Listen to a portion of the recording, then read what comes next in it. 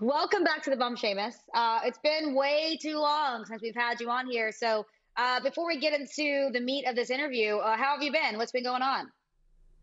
I'm grand, yeah. Just enjoying me wrestling at the moment. Enjoying having some good bangers with like a lot of older talent and newer talent that come up from NXT. I'm just enjoying it. Enjoying the role I'm in. Just getting in there and just slugging it out with people and getting to see what they're made of. You know what I mean? We're definitely in a transitional phase with all these new superstars coming up. But they're cutting their teeth as well, and they're making a good name for themselves. I've been in there with Riddle, Keith. Of course, I finished that thing with Big E, which was a lot of fun.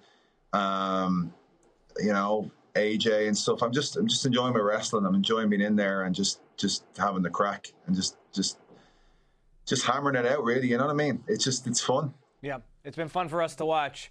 But all right, James, we're happy you're here, and we're glad that you've been enjoying your time on Raw. But let's just get to brass tacks. This past Monday night on Raw, the match everyone was anticipating was made official. Your friend Drew McIntyre is going to defend the WWE Championship against Goldberg at the Royal Rumble. Feel free to take this in whatever direction you want. What are your thoughts on this match now being official? I mean, I know a lot of people, if you read the stuff online and you read Twitter and all that, like there's a lot of people angry about it. You know what I mean? They're like, they're saying, there's a lot of Goldberg comments and stuff like that, and Bill Goldberg doesn't deserve an opportunity against Drew. I mean, Drew said last week, it's like him facing his dad, I don't know. But I know his dad might be tasty, hitting the mitts or hitting the boxing bag, but I'm not sure how his dad would do in there with Bill. Goldberg is somebody, he definitely did set the world alight back in WCW when he first came out, and he brought this new element, destroying people in a short amount of time and going on the streak. And he's multi-time world champion, and he does keep himself in great shape.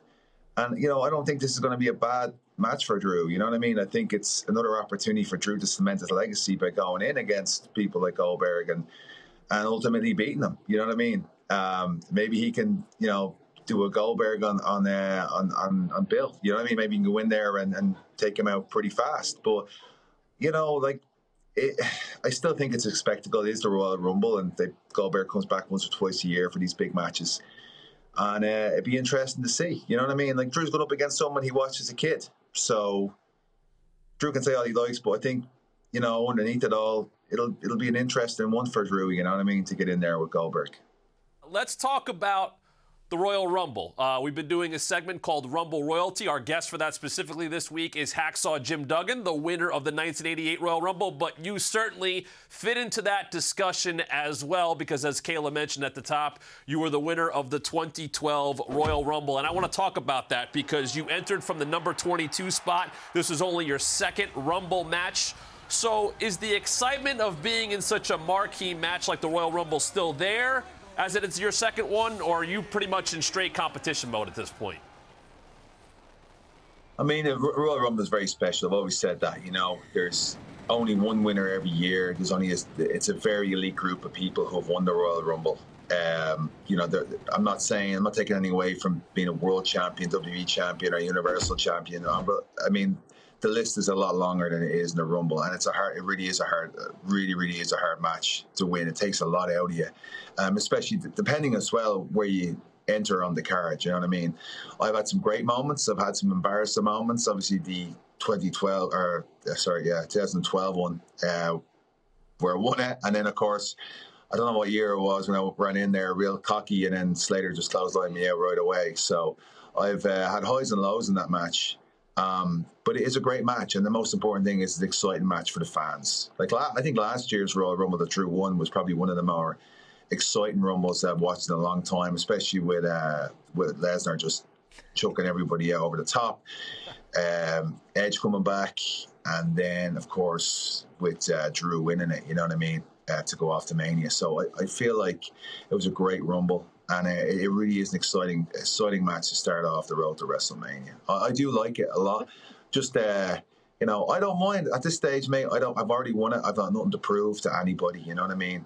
So the one title I want is that Intercontinental title so I can, claim myself to be an ultimate Grand Slam champion. That's on the other brand at the moment, which, caused a bit of like a logistics problem.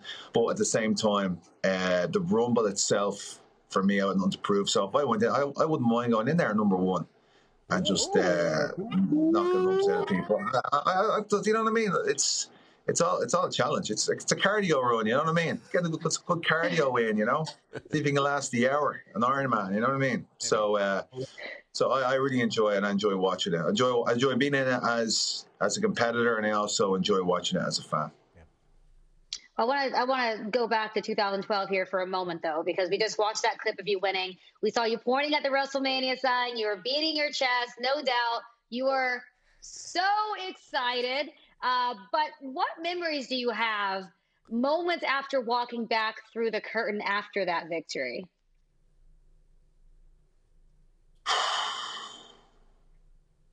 It's pretty surreal, after every match, your adrenaline's going like 100 miles an hour. Like I could never. I'm the type of person after Raw or a SmackDown or a pay-per-view, it takes me a long time to sleep because my adrenaline's going for so long that I can't relax. But that night as well, it's just kind of like that moment when I won the WWE title for the first time. There's a lot of surreal feeling about it. Like there's so many emotions going through you, and it's just hard to kind of take in at that moment in time. There's just there's so many emotions, so many things running through your head at that time. It's this real? Has this happened? You know what I mean? And then you're going into a main event match at WrestleMania. You know what I mean? It's and joining such a small group of people who have won the Royal Rumble. So I couldn't tell you exactly what my exact emotions were or feelings were, but I just know that it was another notch in the belt, another thing, major accomplishment, taken off the bucket list. You mentioned I met Connor. Connor's Cure. Yeah, right. Oh wow. Met little Connor after that's probably the main memory I have. And I gave him my T-shirt that was all sweaty, and wasn't impressed with the sweaty T-shirt. But yeah, I met him after the Rumble. So that was really cool. That's a cool memory. You mentioned being WWE champion. I want to take it back 2 years prior because not many people get to make their debut at the Royal Rumble event as the WWE champion, but that's what you did. You successfully defend that championship against Randy Orton that night in 2010. That's your third pay-per-view ever. What do you remember from that evening? Madness. Me and Randy were last minute stuff going around before the match started. Like the pay-per-view had started and everything. And it was just we were so kind of like, Jam, look at Jack Day on there, man. There was a lot of chaos going backstage. You know what I mean, before this match. So it was just the whole day just went by so fast. It was one of those things the day starts slow and everything drags on. All of a sudden, just the minutes start speeding down before you got to go in there and wrestle. So I know it was kind of very much for our stuff was unorganized, getting everything together. We're kind of pulled off in different directions. But I will tell you this: that when you talk about that was my third pay-per-view. My first pay-per-view was Survivor Series, and I was so nervous about being on my first pay-per-view that. We have the medical team or whatever it is backstage. They take their blood pressure and all that to make sure that you're decommissioned, whatever it is. I think it was actually in the pay-per-view was in Washington D.C. and the commissioner there, and they take your heart rate and all that. And I failed it twice because I was so amped up and my heart rate was so high because I was so pumped up about going into my first pay-per-view. I was so nervous. I had such high anxiety going in there that I had to go back and do it again. And then obviously, I kind of chilled out a bit and relaxed, but they were like, your heart rate's off the charts. So it's wow. Kind of help them out. But my first pay-per-view here, you know what I mean? Survivor Series, DC, another marquee pay-per-view, And you won the match. Yeah, we won the match. Me, Drew, and some fan that jumped in the ring at the end. I don't know what his name was. Does anyone know who he is? Some guy from Cleveland. Some skinny-looking fella from Cleveland with a bad haircut and dodgy tights. I don't know. And because you were WWE champion, you didn't participate in the Royal Rumble match in your first Royal Rumble pay-per-view. Was there disappointment that you didn't get be in the actual Royal Rumble? No, No, I was WWE champion. I didn't care. Why would I care about that? That's WWE champion. Let those other Muppets, let those 30 other Muppets go in there and try fighting over you. and win and get a shot. Well, I was grand. I said, if I do a title match every year, I'll be happy. That means I'm still champion. You know what I mean? So no, I didn't care at all. Well, you mentioned last year's Royal Rumble, talking about Drew McIntyre as one of what you think one of the most exciting moments for fans. But you yourself, as a veteran and also as a fan, do you have a particular favorite Royal Rumble moment of all time, or even a competitor of your own? I think for me, as a kid, as a fan watching, I think the biggest moment for me was the Royal Rumble in 1990. If I have that right, I remember I snuck downstairs. I was 11 years old, I think. I snuck downstairs and I even recorded on the VHS. Watched, it was like the one that Hogan won, but the first time that Hogan and Warrior basically went at it with each other. And I remember that was a unbelievable moment because I was a huge Warrior fan. Just because of his intensity. I just loved his intensity, you know what I mean? I loved that kind of like energy he brought to the ring, the music. He came in, he just went bananas. And there was just a lot of electricity about him. And when he went in there with Hogan, it was really kind of a surreal moment. Because you didn't really see two good guys go at it like that, you know what I mean? And two good guys were built so well or built so high, had such a high profile in the company.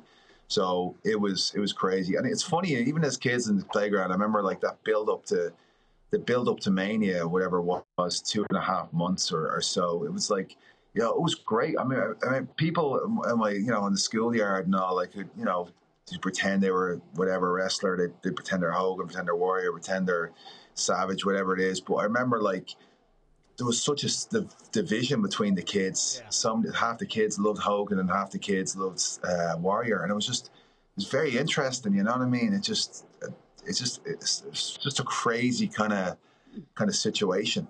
But it definitely drew so many people in just to watch that match. It's awesome.